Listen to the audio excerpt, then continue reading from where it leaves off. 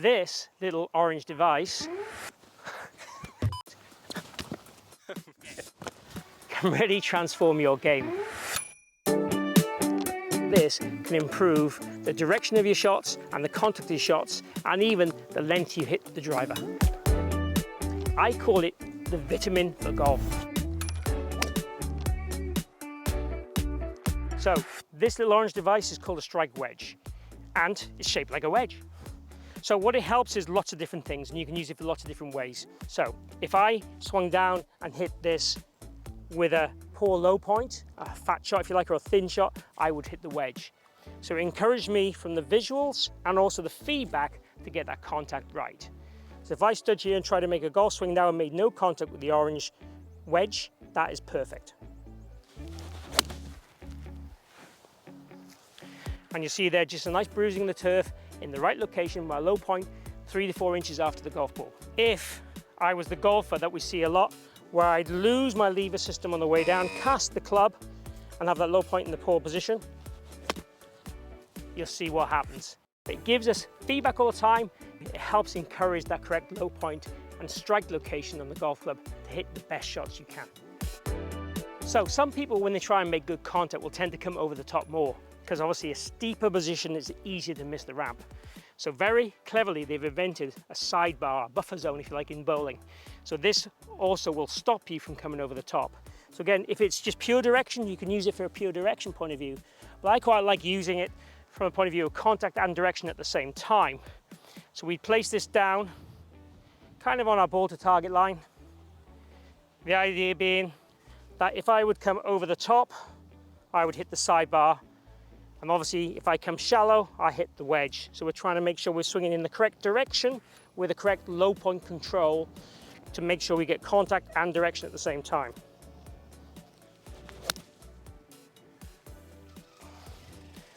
And you'll see there a nice little draw, good contact point, and no contact on my vitamin.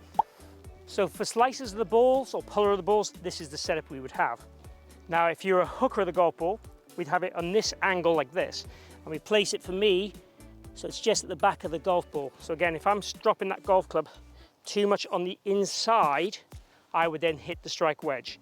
So the idea in this is it keeps that plane a little bit more upright, keeps this vertical shaft plane a bit more upright, so it helps stop me dumping that club on the inside too much.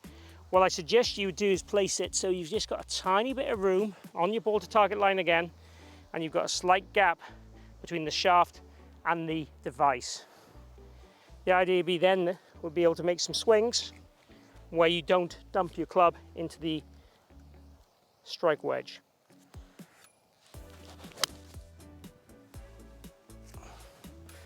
And that one then felt pretty effortless. It felt like my swing was much more in front of me and guiding me through that impact to get a much more neutral path.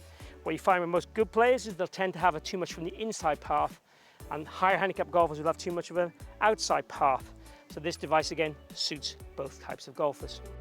So with the driver, as most of you probably know, we want to hit up on the golf ball as long as your speed isn't seriously, stupidly fast.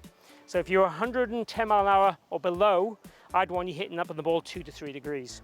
So again, this ramp will act as two things. One, the visual to swing up it, and two, it'll also, if I'm not swinging up on the ball enough, I will clip this wedge on the way through.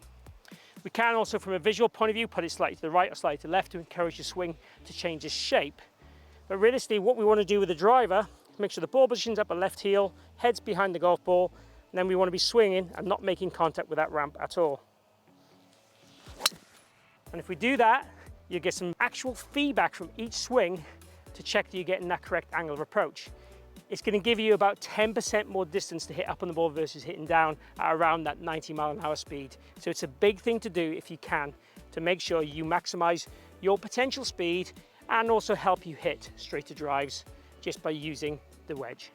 If you're interested in buying a Strike Wedge, I can offer you a 10% discount. There's a discount code down below in the description, and I'll pop it up on screen as well. The Strike Wedge is quite a nifty little device. It comes pocket size, I would say. I know I probably can just about get it in my pocket, but it fits in your golf bag with ease is the main thing.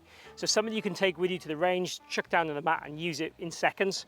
And I said it influences you both visually and a point of view constraint wise.